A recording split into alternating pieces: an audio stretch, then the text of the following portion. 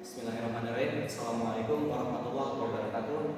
Al-Mahmud Allahu Jalla Jalaluhu wa mushollah Nabi Muhammad wa al-madhulahu al-biladu wa rijalu asyhadu an la ilaha illallah wa asyhadu anna Muhammadar Rasulullah. Amma ba'du. Saya Azra Al-Haditsa akan mengupas sedikit materi tentang poet fikih.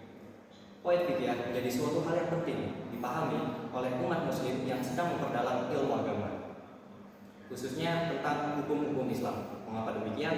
Karena tanpa mempelajari poet fikih, maka pemahaman akan hukum-hukum Islam masih kurang sempurna. Lantas, apa itu poet fikih? Lalu, bagaimana sejarah perkembangan poet fikih? Kemudian, apa tujuan seseorang mempelajari poet fikih? Dan bagaimana kegunaan serta fungsi poet fikih dalam ilmu fikih? Mari simak penjelasannya. Baik, materi yang pertama yaitu pengertian poet fikih. Poet fikih berasal dari dua kata, yaitu poet dan fikih.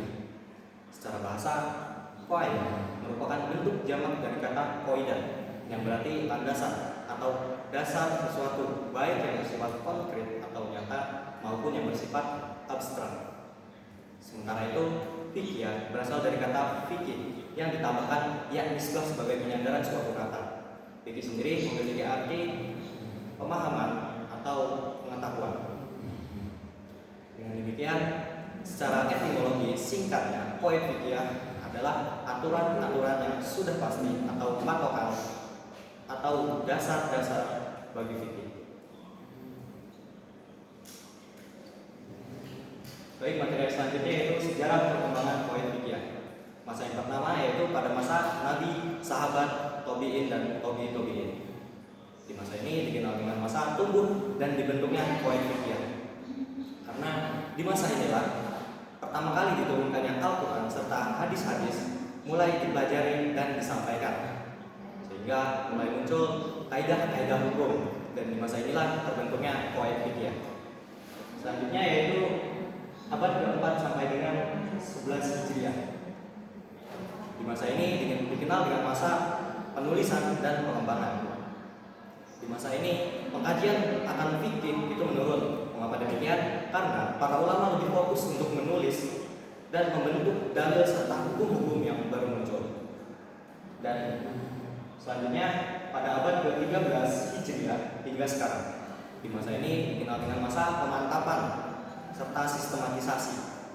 Di masa ini para fuqaha berhasil menyimpulkan poet fikih dalam Al-Majalah Al-Adilah Al-Utsmaniyah. Dan di masa ini para fuqaha dikenal dengan sangat baik karena mampu memilih serta sistematisasinya sangat mirip dengan undang-undang dan menggunakan bahasa yang ringkas. Dengan adanya Al-Majalah Al-Adilah Al-Utsmaniyah, maka poet fikih semakin banyak dikenal oleh orang.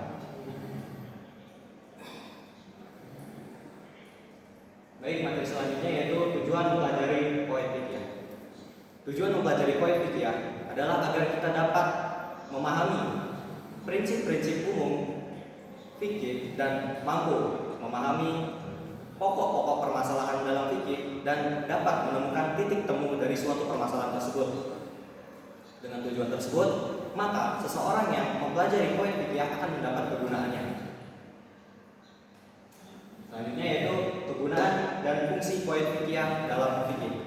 Dari Imam Abu Muhammad Izzuddin Ibnu Abbas Salam menyatakan bahwasannya kaidah fikih memiliki kegunaan sebagai jalan untuk mendapatkan suatu kemaslahatan dan menolak kerusakan, dan bagaimana cara menyikapi antara kedua hal tersebut. Berbicara lebih lanjut tentang kegunaan kaidah fikih adalah sebagaimana yang disebutkan oleh Ali Ahmad Al-Nadwi, yaitu yang pertama mempermudah memahami materi hukum karena kaidah telah dijadikan patokan yang mencakup banyak persoalan. Dan yang kedua,